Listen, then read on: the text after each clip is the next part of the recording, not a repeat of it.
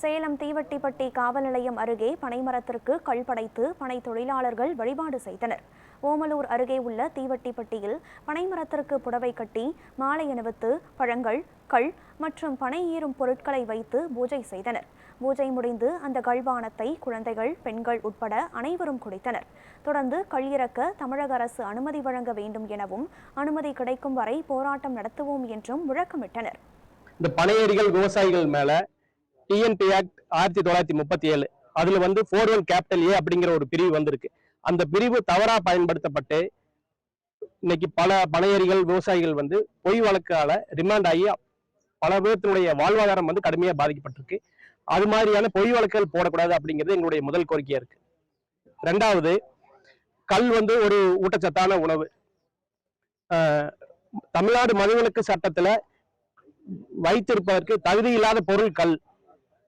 உணவுப் பொருள் அப்படிங்கிறதுனால கல்லை தமிழ்நாடு உணவுப் பொருள் வழங்கல் மற்றும் நுகர்வோர் பாதுகாப்பு துறையின் கீழே கல்லை சேர்க்க வேண்டும் அப்படிங்கிறது இரண்டாவது கோரிக்கை.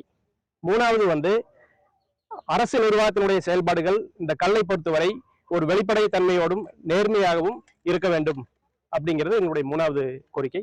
அரசாங்கம் கல்லை பற்றி ஒரு வெள்ளை அறிக்கை வெளியிடணும். இன்னைக்கு கல் வேணும் அப்படிங்கிற ஒரு போராட்டம், ஒரு கோரிக்கை தமிழ்நாடு அளவில் வலுத்து வந்துட்டு இருக்கு. இந்த நிலையில ஒரு சிலர் ஒரு புரிதல் இல்லாம சில அரசியல்வாதிகள் கல்லை பற்றி தவறாக சொல்லிட்டு இருக்காங்க. நாங்க அவங்களுக்கு சொல்லக்கூடிய பதில் என்ன அப்படின்னா, சேலம் மண்டல பனை தென்னை பாக்குமரம் மேலும் தொழிலாளர் நல சங்கத்தின் சார்பில் ஒரு 10 லட்சம் ரூபாய் பரிசு தொகையை அறிவிச்சிருக்கிறோம். அதாவது கல் இருக்குவது தவறு, கல் குடிப்பது உடல் நலத்துக்கு கேடு அப்படின்னு சொல்லி அறிவியல் பூர்வமா யார் நிரூபித்தாலும் 10 லட்சம் ரூபாய் பரிசு தொகையை அறிவிச்சிருக்கிறோம்.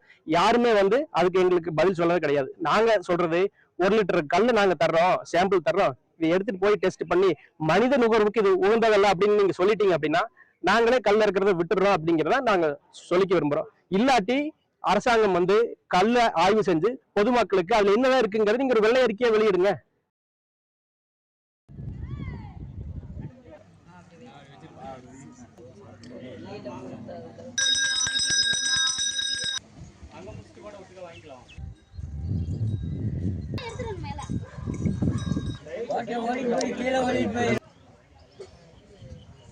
ஸ்டிக்கர் எடுத்துருங்க பாட்டில்.